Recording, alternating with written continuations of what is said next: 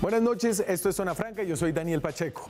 Colombia y el mundo van para una recesión económica impresionante. Tal vez en este país se nos ha olvidado lo profundamente destructivas que son las recesiones porque no tenemos una hace más de 20 años, desde 1999. De hecho, cuando el mundo entró en recesión por última vez en el 2008 por la crisis financiera de Estados Unidos, Colombia logró navegar la cosa con un crecimiento muy bajito, pero evitando la recesión. Caer por debajo de crecimiento cero. Más que números en gráficas, las recesiones tienen impactos humanos terribles, de los que muchas personas nunca se recuperan. Y les cuento una historia rápida para ilustrar el lado humano de esto. Alguien que fue cercano a mí desde el colegio. Yo me gradué en el año 2000, esa recesión fue en el 99, cuando la economía cayó más de 4 puntos, el papá de mi amigo se quebró y perdió su trabajo. Después de quedar en bancarrota con su negocio, intentó varios años de reinventarse. Era ya un señor de más de 50 años y le costó mucho. No volvió a conseguir empleo, fue imposible. La mamá de mi amigo tuvo que ponerse a vender tortas para poder seguir pagando su colegio. Ellos se endeudaron, tuvieron que vender una casa bonita, grande, en la que vivían. El papá entró en una depresión larga por su desempleo. Mi amigo tuvo que entrar luego de salir del colegio a una universidad barata y trabajar mientras estudiaba. Al final, toda la familia decidió emigrar a Estados Unidos. Nunca se pudieron recuperar de esta recesión. Allá en Estados Unidos, mi amigo tuvo que dejar la universidad y por varios años estuvo trabajando como vendedor de ropa en un almacén para mantener a sus papás y ahorrar lo suficiente para luego hacer un preuniversitario. Mientras tanto, aquí en Colombia, muchos de sus compañeros de colegio estábamos ya graduándonos de profesionales, muchos en buenas universidades bogotanas. Él, mientras tanto, estaba apenas empezando su curso universitario en Estados Unidos en una universidad de garaje gringa. Esto es lo que hacen las recesiones para cientos de miles de familias de todos los estratos económicos, los que no logran rebotar después del abismo. El abismo al cual nosotros en Colombia y en todo el mundo estamos cayendo ahora mismo. Está bueno entonces hacer conciencia sobre esto para que al menos podamos caer de pie. Aquí arranca Zona Franca.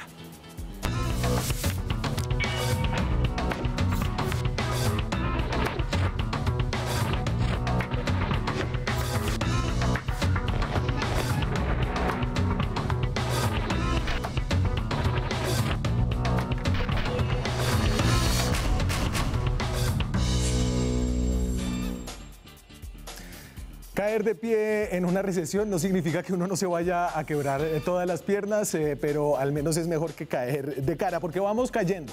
Estos son los pronósticos que hizo el Fondo Monetario Internacional acerca de la caída de las economías durante el 2020, sobre todo las latinoamericanas, y ahí en este pronóstico Colombia le va relativamente bien. Entonces la línea azul es el pronóstico de crecimiento económico del año 2020, de este año. Ahí Colombia, como ven ustedes, va a caer un 2,4%. Esta es la recesión más grande desde la del 99. La del 99 sería, porque esto es un pronóstico, la del 99 fue de más de 4% negativo. En comparación no nos va tan mal. Chile 4,5%, Brasil 5,3%, Argentina 5,7%, Ecuador 3,2%, México 6,6% y Venezuela cae un 15%. Luego, dice el Fondo Monetario Internacional, esto también es un pronóstico y muchos han dicho que es un pronóstico demasiado optimista, tendríamos un rebote importante en el año 2021, del 3,7% en Colombia, 5,3% en Chile, Brasil 3,2%, Argentina 4,4%, Ecuador 3,9%, México 3% y Venezuela tendría una recesión, pero solamente de menos 5 puntos en vez de menos 15%. En Colombia va a ser un año muy raro económicamente. Este es un gráfico histórico del crecimiento del Producto Interno Bruto, del crecimiento de la economía desde 1960. Estos son datos del Banco Mundial. Entonces, fíjense que Colombia, según estos datos del Banco Mundial, solo ha caído en recesión en los últimos 50, 60 años en 2 ocasiones. La segunda sería este año, este 2020, cuando caeríamos, según el pronóstico del Fondo Monetario, 2,4. La recesión del 99 por la crisis financiera alrededor del sector de la construcción fue de 4,2. De resto, Colombia ha tenido una economía que se ha mantenido increíblemente, y esto es algo de lo que le quiero preguntar a nuestros muy buenos invitados que nos acompañan hoy, por encima de ese cero, si bien con crecimientos no fantásticos, no sostenidos, sí unos crecimientos buenos. Incluso los críticos más críticos de la economía colombiana, creo que si son honestos solo pueden decir que esta es una economía mediocre, no es una economía desastrosa. Todavía no sabemos qué tan grande va a ser la caída. A propósito de eso, hoy hay una noticia que generó mucha atención: la caída del precio del petróleo, la referencia de Estados Unidos, la WTI. Este es un hecho sin precedentes, como tantos hechos que suceden por estos días. Dame la de caída del precio del petróleo. Perfecto. Esta es la referencia de Estados Unidos desde 1990. Las columnas grises son las recesiones que sufrió el planeta en el 90, a principios del 2000, la del .com, y la del 2008, que es cuando tuvo su caída más grande. Sin embargo, el petróleo nunca había caído a cero. ¿Cómo así que el petróleo está a cero, no vale nada? De hecho, esta gráfica se puede leer incluso con que está a menos $30, como estuvo en algún momento. Esta es la referencia para Estados Unidos. Colombia maneja su petróleo con la referencia europea. Esto es porque en Estados Unidos a la gente que guarda el petróleo, los futuros de petróleo, les están cobrando arriendo, porque hay tal crisis de demanda que pues cuesta plata tener el petróleo allá.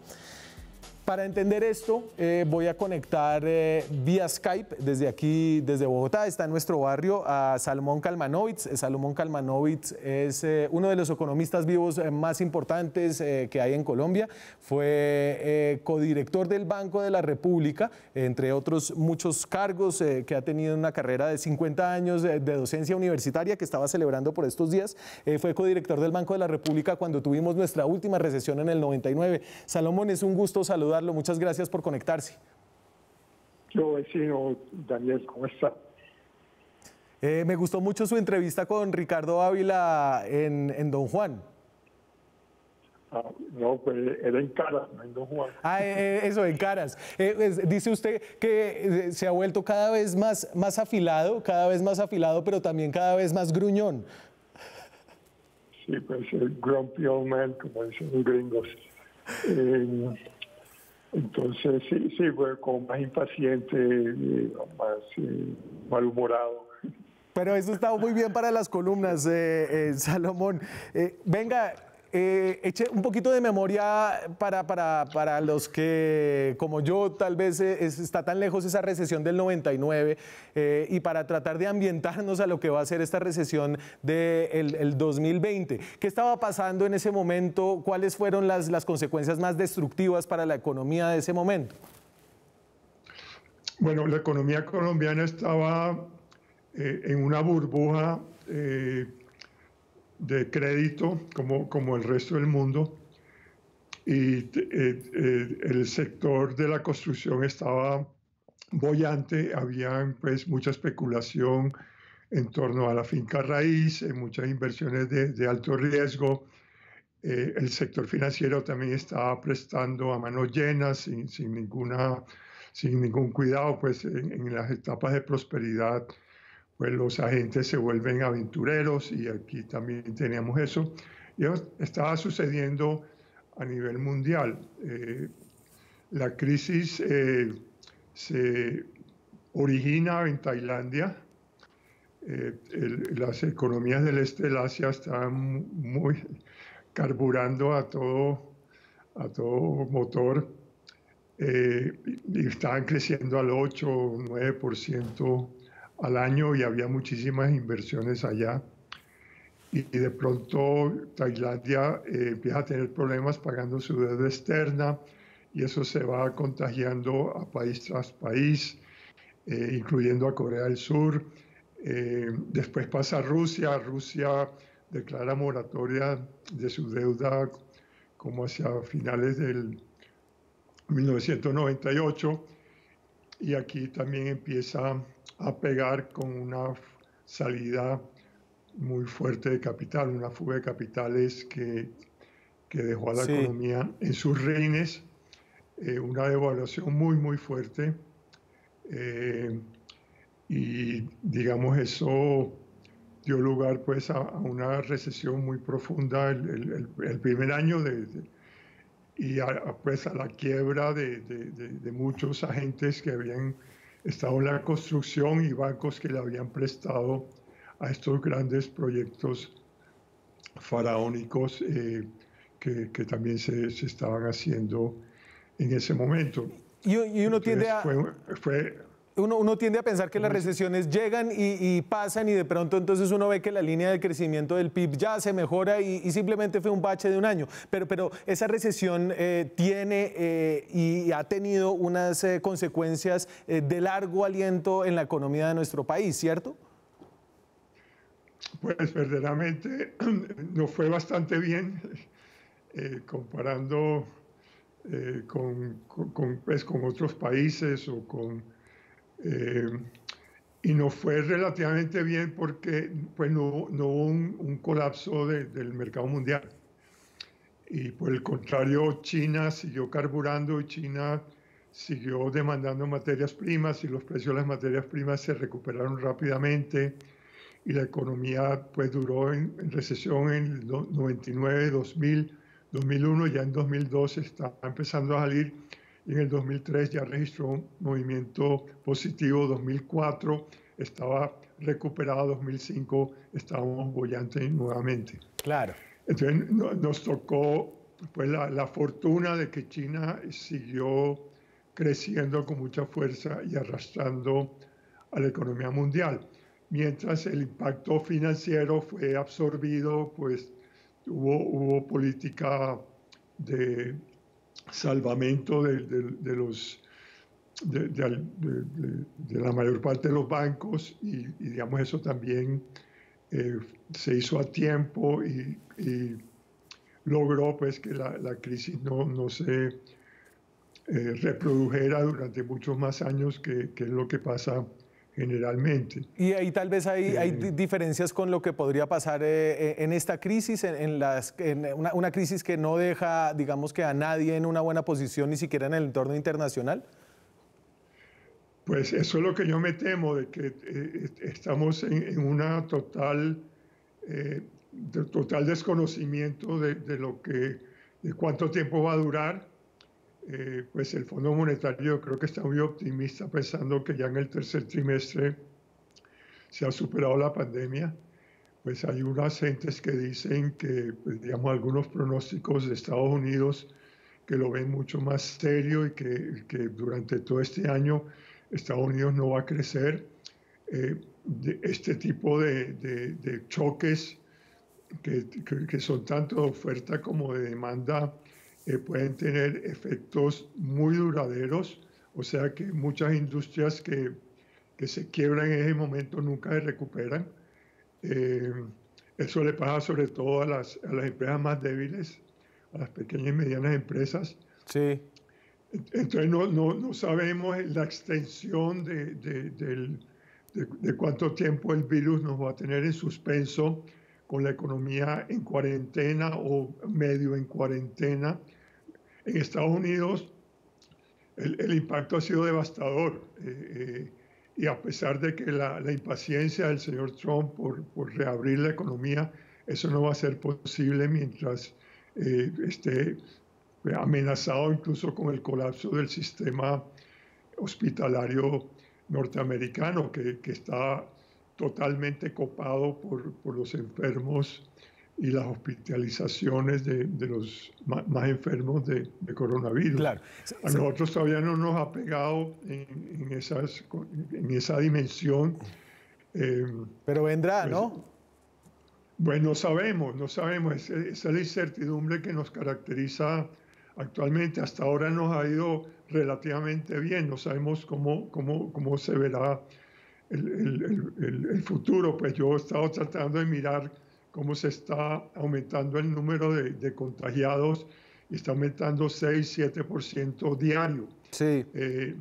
no sé hasta qué tanto, si eso se nivele o no se nivele, o sea, hay total incertidumbre de cuánto pueda ser el impacto, pero yo creo que esta crisis puede ser mucho más seria de la que tuvimos en el 99. O sea, es un choque global, es un choque, pues yo creo que Europa no se ha recuperado, yo creo que ni España ni Italia se van a recuperar pronto, Francia tampoco, Alemania sí, eh, Suecia tampoco, Noruega sí, pero no tenemos una buena idea y pues, la economía más grande del mundo, que sigue siendo la de Estados Unidos, no se sabe hasta cuánto va a hacer su contracción. Claro.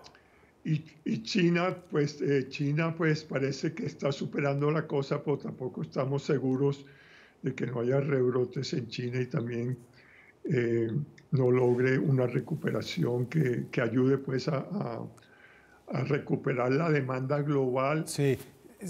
por nuestras materias primas, que es lo que nos ayudaría a salir del hueco en el cual estamos. Claro, usted habló en alguna columna de un doble choque, el choque petrolero por un lado y el choque de la demanda y de la producción por las cuarentenas. Venga, estamos en caída libre, pero hay cosas que se pueden hacer como para inflar colchones para que el totazo no sea tan grande.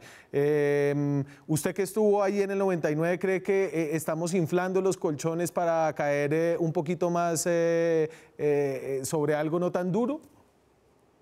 Pues yo creo que en el 99 había un problema muy serio porque había una fuga de capitales. Entonces no podía ser como expansión monetaria y expansión de la demanda agregada. Hoy en día todos los países lo están haciendo y eso también nos permite a nosotros hacerlo. Y ya pues la fuga de capital ya ocurrió, entonces ya no tenemos, digamos, obstáculos para hacer esta política contracíclica mediante la cual el gobierno gasta mucho. Yo he visto al gobierno colombiano muy tímido. Pues lo comparaba con Perú. Perú está invirtiendo 12% del PIB para salir de la crisis y nosotros, pues, si nos presta el Fondo Monetario Internacional y lo que se ha gastado hasta el momento sería 5,5% del Producto Interno Bruto. O sea que nuestras medidas de estímulo han sido muy mediocres, como tú caracterizaste a la economía colombiana hace un rato. O sea, muy mediocre también la actividad del gobierno para poder frenar la caída de la demanda. Sí. Entonces yo sí creo que se necesita mucho más, digamos, voluntad y digamos, recurrir a más plata directamente, préstamos del Banco de la República para inflar la demanda con gasto público. Hasta ahora lo que ha hecho el Banco de la República, y lo ha hecho muy bien, ha sido dotar de muchísima liquidez al sector financiero para que no se quiebre el sistema. Entonces eso está bien, pero también debiera ayudar más, pero digamos, pero espérese, todavía hay tiempo todavía para que abran ese paracaídas. Salomón, quiero meter a esta conversación a Hernando Zuleta, que es director del Centro de Estudios sobre Desarrollo, el sede de la Universidad de los Andes. A ver si... Hernando, ¿qué tal? ¿Cómo está?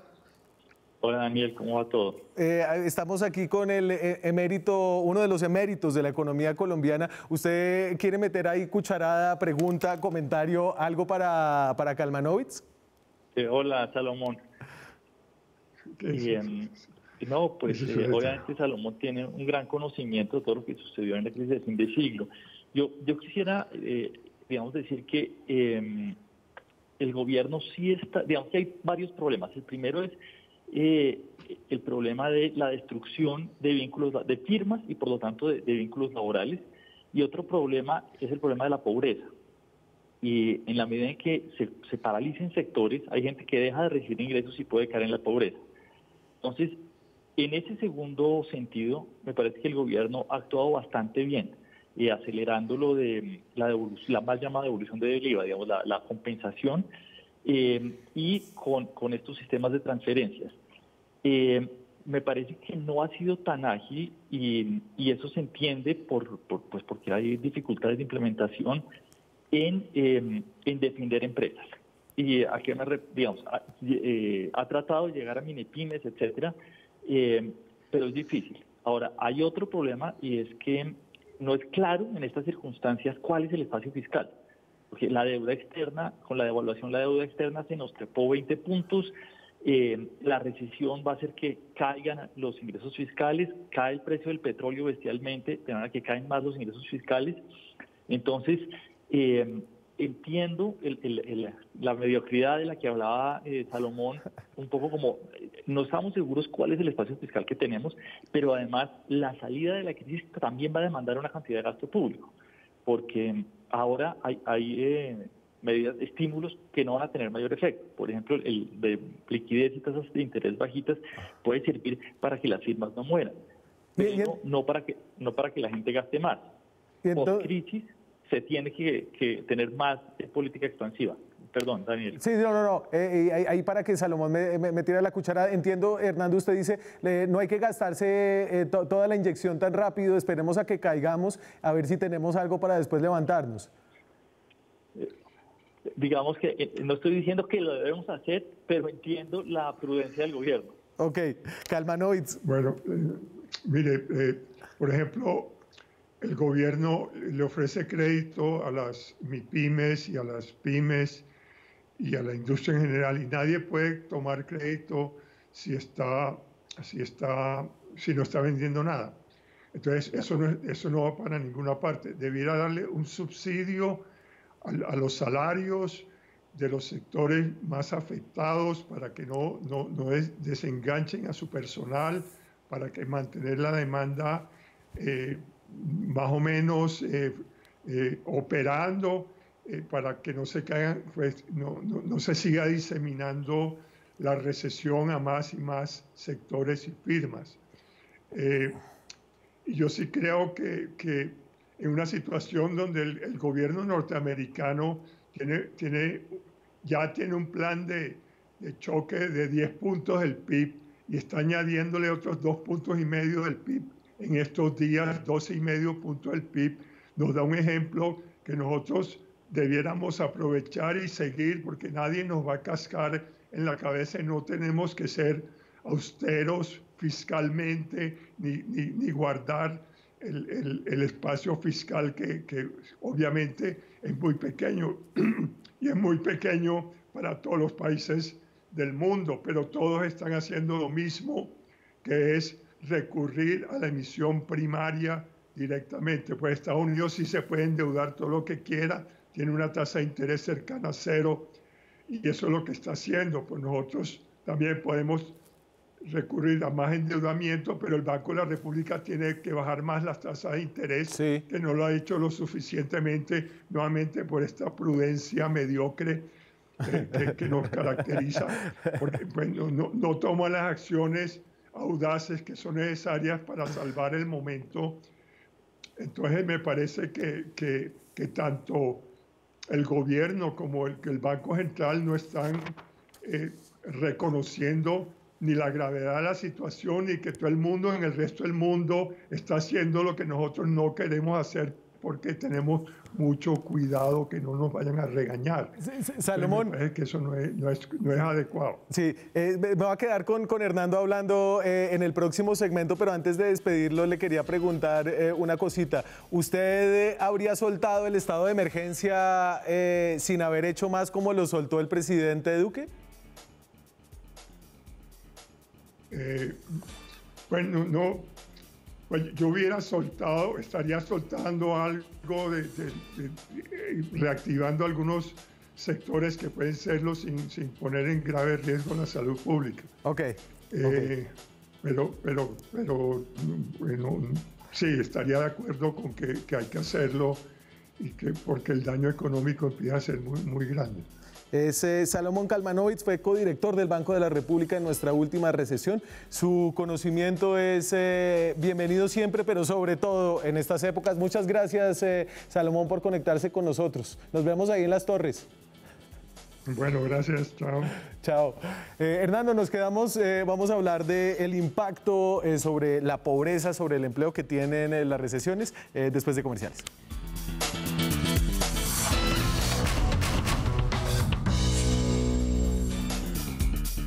Seguimos en Zona Franca. Esta noche estamos hablando de la recesión que aparentemente se nos va a venir este año 2020. Dice que vamos a crecer por debajo del 2%, el Fondo Monetario Internacional. Para entender los efectos, para podernos poner en tono recesivo, tengo en la línea a Hernando Zuleta, que es el director del CEDE, el Centro de Estudios de Economía y Desarrollo de la Universidad de los Andes. ¿Qué hubo, Hernando?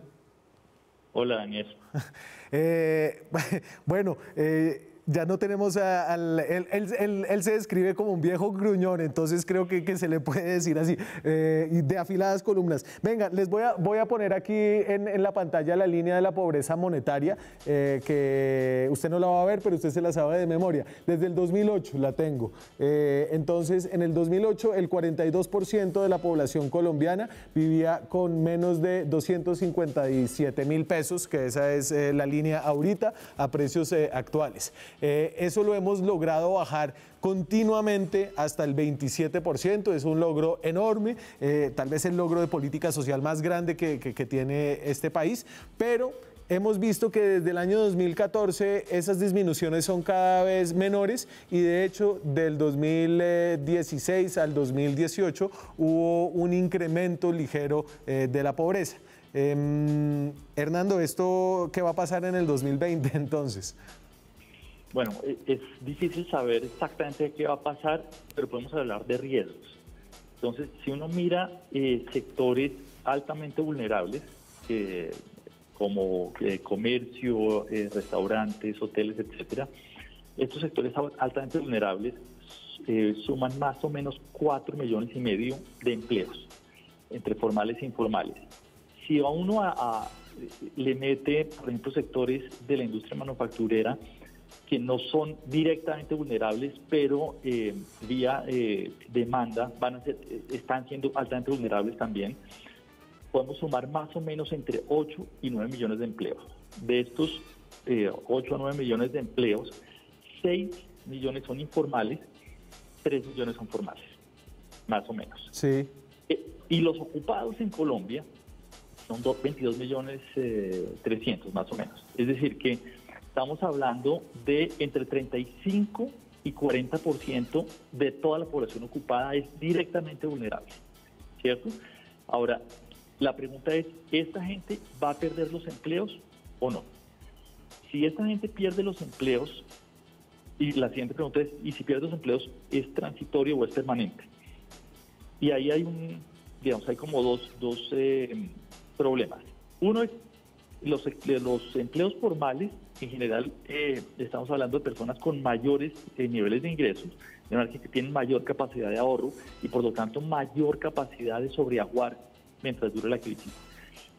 Los empleos informales, pues es gente más pobre que tiene menor capacidad de sobreaguar, pero como son informales hay menos trabas de despido y de contratación. Claro. De manera que es más probable una recuperación del lado informal.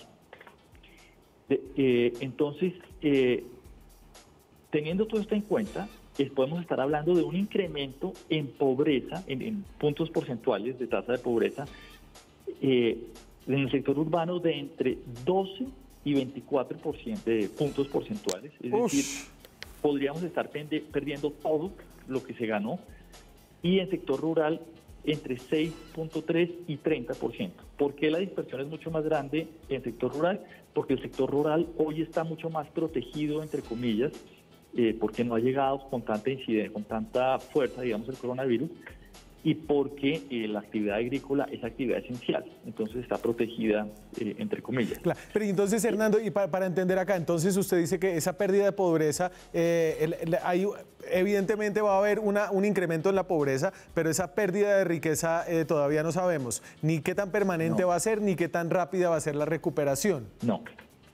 Sí, eso es correcto, pero además los cálculos que acaban de mencionar son cálculos como si el gobierno no hiciera nada, y el gobierno sí está haciendo cosas.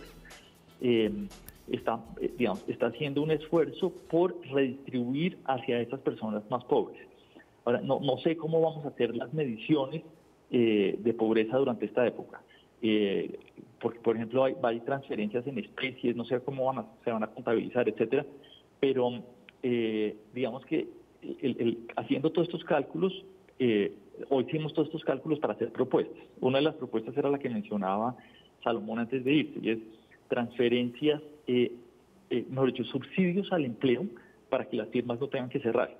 Entonces, eso garantizaría que esos empleados formales no caigan en pobreza y que las firmas estén vivas al salir de la crisis para que la recuperación sea más rápida. Claro, pero eso, digamos, en los cálculos que hay puede costar cerca, es decir, si las transferencias de ingreso solidario, familias en acción, todo eso, el primer disparo de todos estos programas costó, entiendo yo, más o menos 2 billones de pesos, ¿cierto?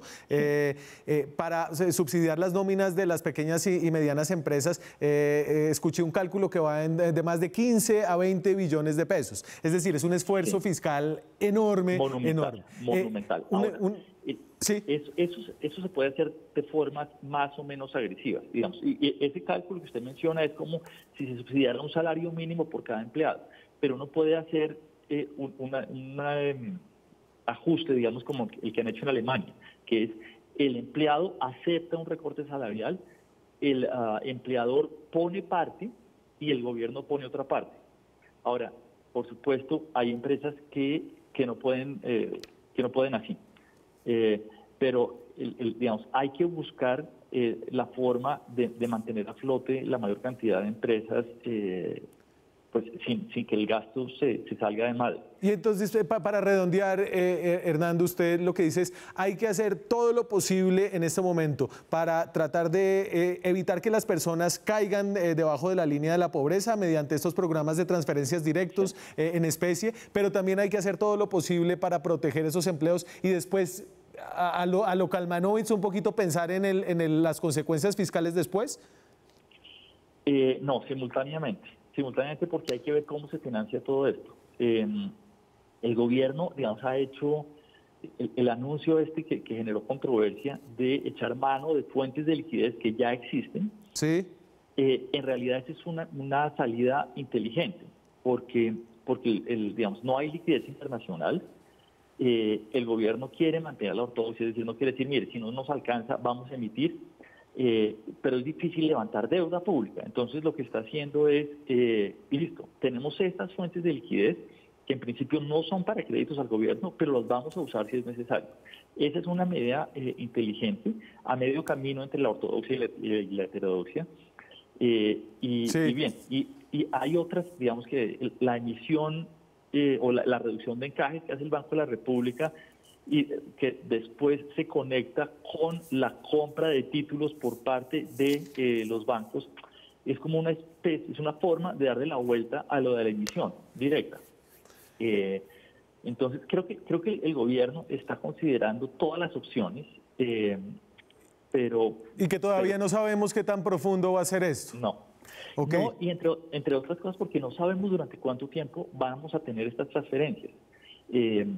Claro. Y a cuántos empleados, entonces, o a cuántos individuos. Entonces, supongo que el 27 entran al mercado laboral nuevamente y activamente, no sé, 2 millones de empleados. Claro. Estoy diciendo cualquier cifra.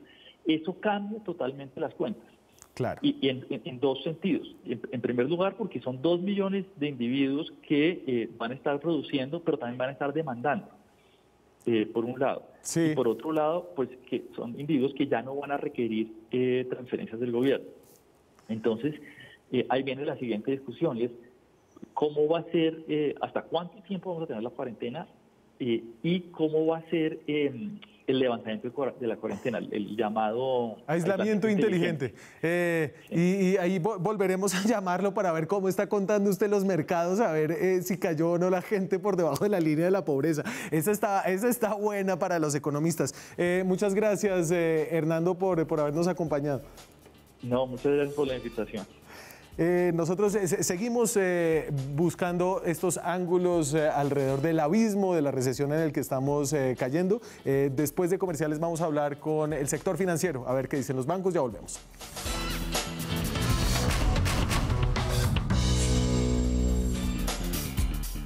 Seguimos en Zona Franca. Esta noche hablamos de la recesión en la que estamos cayendo, una recesión que no sabemos bien qué tan profunda va a ser, no entendemos todavía porque no se sabe cómo va a ser la reactivación, si van a ser necesarias sucesivas cuarentenas, cuánto va a durar y qué tan fácil va a ser el rebote. Aquí en las recesiones siempre son importantes los bancos porque los bancos prestan plata cuando uno no tiene y uno se las paga después con más o menos intereses. Para hablar de cómo está el sector financiero frente a esta recesión, me acompaña vía Skype Sergio Olarte, que es el economista principal de Scotiabank. ¿Qué hubo, Sergio? ¿Qué más? ¿Qué tal, Daniel? ¿Cómo va todo? Bien. ¿Cómo la ve? Pues complicada, un poquito complicada, Daniel. Venga, pero entonces todo el mundo está en recesión, ¿cierto? De Colombia supuestamente para una recesión menos profunda que otros países, pero yo me imagino que en este contexto hay una demanda increíble por deuda, por préstamos a los sectores financieros de todos los niveles en todo el mundo, y cuando todo el mundo está pidiendo plata prestada al mismo tiempo, me imagino que hay menos plata para prestar. ¿Cómo se maneja eso? Pues Daniel, mire, como usted decía al principio, la verdad es que el sistema financiero es fundamental para esto. Definitivamente, el mundo entró en una recesión, ya el Fondo Monetario Internacional dice que el mundo va a caer 3%, y en ese orden de ideas, el fisco, la política fiscal se vuelve muy importante porque el único que puede asegurar de alguna manera que la plata de los ahorradores, porque la verdad es que el sistema financiero tiene dos tipos de clientes. Uno es, guarda mis ahorros y también me presta, ¿cierto? Entonces, para asegurar que la plata de los ahorradores no se pierda, entonces el fisco de alguna manera asegura los pagos o parte de los pagos para que el sistema financiero tenga como el incentivo para poderle prestar a los microempresarios. Entonces, eso se maneja digamos, el que primero llegue, es el que tiene el préstamo y el más necesitado sobre todo, pero lo más importante es que, a diferencia de 2008, donde hubo una crisis financiera donde la gente comenzó a pedir su plata y no estaba, ¿cierto? Claro. O había peligro que no estuviera, y por eso mucha gente se empobreció sin saberlo. En esta ocasión, los bancos centrales y los gobiernos están asegurando que toda esa plata exista, y entonces el prestarla es, digamos, con garantía del gobierno. Y eso es fundamental, y eso no es en Colombia, eso es en todo el mundo. Todo el mundo se queja de los bancos cuando estamos en recesión, cuando no estamos en recesión y en general. Pero creo que aquí sí ha habido una queja acerca del sector financiero, y obviamente yo no lo voy a poner a responder por Scotiabank, que se me fue. Claro, ahí está. Yo no lo voy a poner a responder por su banco, pero quiero entender cómo es la visión adentro de las entidades financieras en estos momentos de mucha incertidumbre y de alto riesgo. Claro, mire, esto funciona como cualquier otro negocio, digamos, en mi concepto. De nuevo, no estamos hablando de Scotiabank, estamos hablando del sistema financiero en el mundo. Es como cualquier otro negocio. Todos los negocios en economía de guerra, como el que estamos, la liquidez es muy importante, porque yo prefiero poderle pagar a mis proveedores. En este caso, los proveedores son los ahorradores. Entonces, el sistema financiero, no sé, Sergio Olarte, la familia de Sergio Olarte siempre está demandando mucha liquidez, y la liquidez tiene un precio, eso se llama la tasa de interés. Y cuando usted se vuelve más riesgoso, después a mí me van a prestar, pero no sabemos si mañana yo voy a tener empleo con esta crisis, entonces a la gente le da mucho más miedo prestar, porque no va y sea que no le pueda devolver la plata a mis ahorradores. Entonces se vuelve todo más riesgoso. Entonces, de nuevo, ahí es donde entra el gobierno a decir, mire, no se preocupe, sí, yo sé que Sergio Olarte es más riesgoso, pero no se preocupe, yo garantizo el 90%, por ejemplo, que es el Fondo Nacional de Garantías, el 90% del préstamo que usted le va a hacer a Sergio para que pueda pagar su nómina en su empresa, y si él no le paga, yo le pago el 90% del capital. Entonces, lo único riesgo que usted tiene es el 10% más los intereses. Eso hace que los bancos se sientan más tranquilos, porque muy seguramente no va a tener ningún problema en devolver la plata a los ahorradores. Le voy a poner otra cifra. Hágale. Desde que comenzó la crisis, desde el 20 de marzo, con cifras al 3 de abril, la demanda por efectivo, lo que yo quiero de efectivo y de cuentas de ahorro, de nuevo, la planta de los ahorradores ha crecido cerca de 10% o 15%, que eso es muchísimo, muchísimo, porque de nuevo la gente quiere la liquidez. Entonces los bancos se llenan de liquidez por si acaso tienen que devolvérsela a los ahorradores. Sergio, una para cerrar fácil. Dicen los economistas que las recesiones pueden ser en B, es decir, que cae y vuelve a subir. En U, que se demora mucho tiempo, digamos, en rebotar. Y en L, que hay un estancamiento muy largo. ¿Usted está cómo la ve? Esa es la más fácil de todas, ¿cierto, Daniel?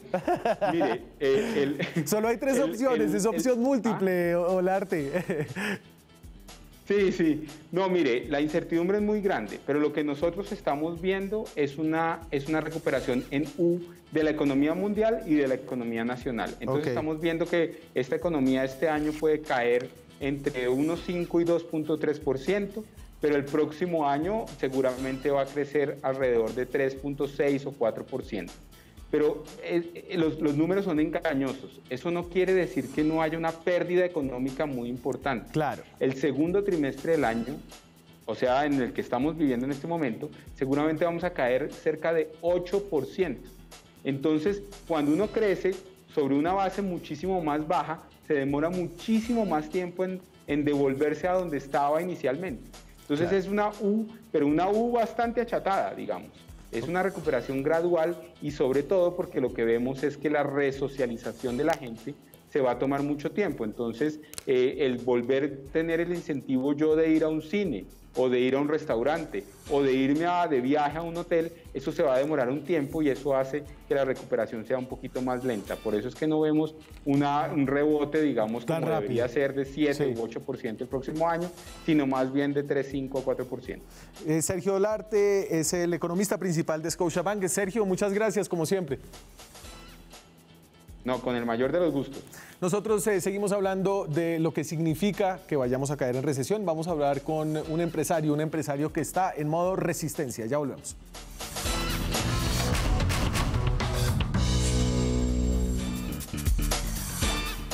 Frente a esta crisis económica, frente a esta recesión que se viene este año, hay cientos de miles de empresarios que están resistiendo. Uno de ellos es Salomón Simón, que es el director de Cine Tonalá. Cine Tonalá es un cine, restaurante, bar. ¿Qué más? Aquí en el barrio de La Macarena, en la Merced de Bogotá. ¿Qué más, Salomón, cómo va? Hola, ¿cómo estás? Bien. ¿Y usted cómo está? Pues bien, para no preocuparlo. Preocúpeme un poquito. No, pues verdad, realmente la situación no pinta muy bien. Aquí estamos tratando de hacer todo lo posible para mantenerlos vivos y mantener vivos en especial a nuestros trabajadores con los que hemos contado estos últimos 6 años. Pero las cosas no se ven muy bien a futuro. Pero entonces, a ver, como para que la gente sepa qué es Tonalá, todo el trabajo que se le ha metido a esto. Esto es un cine que tiene un restaurante, cine alternativo. No hay muchos de estos espacios en Bogotá. ¿Cómo han sido estos 6 años? Bueno, estos 6 años hemos, primero que todo, Cine Tonalá es una casa cultural donde el enfoque principal es el cine independiente y en este caso el cine colombiano. Lo primordial. Contamos también con obras de teatro, stand-up comedy, música en vivo, bingo, tenemos bastantes diferentes actividades y contenidos alternativos.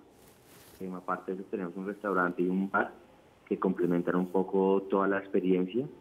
Cine Tonalá arrancó ya hace 6 años, este año, ahorita en junio, hicimos 6 años. Y entonces usted tiene, ¿cuántos empleados tiene usted? Cine Tonalá cuenta con 25 empleados. Y ahorita usted va a estar cerrado y además usted sabe que va a estar cerrado la cuarentena, pero además que seguramente el cine y los restaurantes van a estar en la cola de lo que se empiece a abrir después. ¿Cuál es la idea mientras tanto?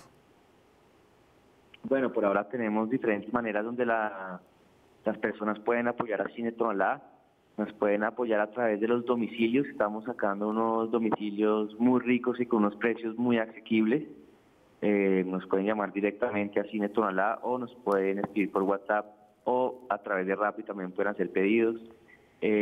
Sacamos una donadora a través de Baki, donde pueden encontrar diferentes bonos de diferentes precios para apoyar Tonalá y recibir algo a cambio cuando volvamos a abrir. Y digamos, yo le pongo escenarios futuros difíciles. Y me imagino que usted los ha tenido que mirar. ¿Qué significaría tener, por ejemplo, que dejar la casa donde ustedes tienen el cineclub, la casa por la que pagan arriendo? Cerrar Tonalá significa que después, en el 2021, cuando mejore la economía, ustedes vuelven a empezar y ya, ¿o qué significa eso para ustedes, por ejemplo? Bueno, antes quería terminar la otra manera de apoyar a Tonalá. Y nosotros igual seguimos, en este caso los cineastas colombianos y productores colombianos nos han donado todas sus películas para que la gente las pueda ver online. Las pueden ver a través de Movies y apoyándonos viendo cine colombiano. Ahorita tu respuesta sobre la casa, realmente quedarnos en esta casa, estamos viendo las posibilidades, porque en este momento es muy, muy difícil pagar la arriendo de una casa tan grande, casi 800 metros y pico, y donde el arrendador pues es cero solidario y no nos está ayudando en nada. Entonces es un tema que en este momento no te podría asegurar, pero pues estamos peleando para poder salir adelante y no tener que movernos de este barrio emblemático que nos ha acogido desde el primer momento, que es la Merced. Entonces pues todavía en este momento estamos mirando cómo seguir adelante con todas estas maneras que nosotros hemos pensado.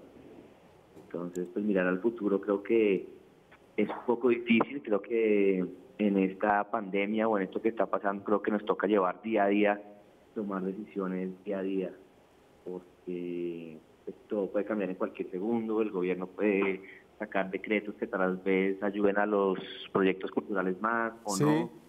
Como todo está cambiando diariamente, pues creo que es una cosa que toca hablar día a día. Entonces pensar tan a futuro ahorita me queda un poquito difícil contestártelo. Creo que todos, ¿no? Todos estamos ahí navegándola.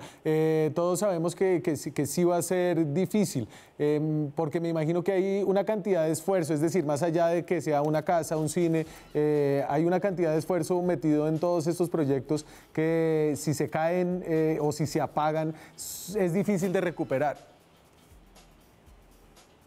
Sí, realmente sí, porque es un esfuerzo muy grande, una inversión muy grande.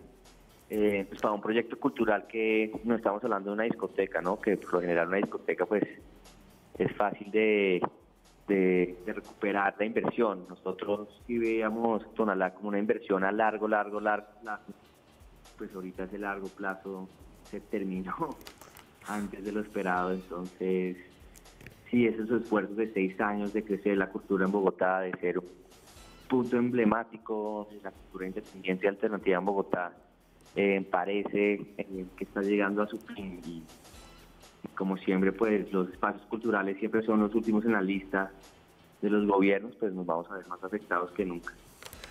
Ojalá la gente colabore, pida Rappi, Baki, todas las formas de lucha. Muchas gracias, Salomón, por haberse conectado hoy. Ojalá salga adelante. Bueno, pues aquí vamos metiéndole todo lo que podamos.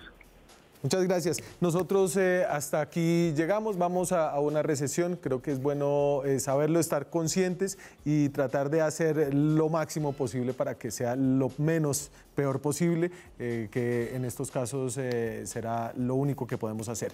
Muchas gracias por habernos acompañado. Nosotros nos vemos mañana con más periodismo, más debate, más opinión. Chao.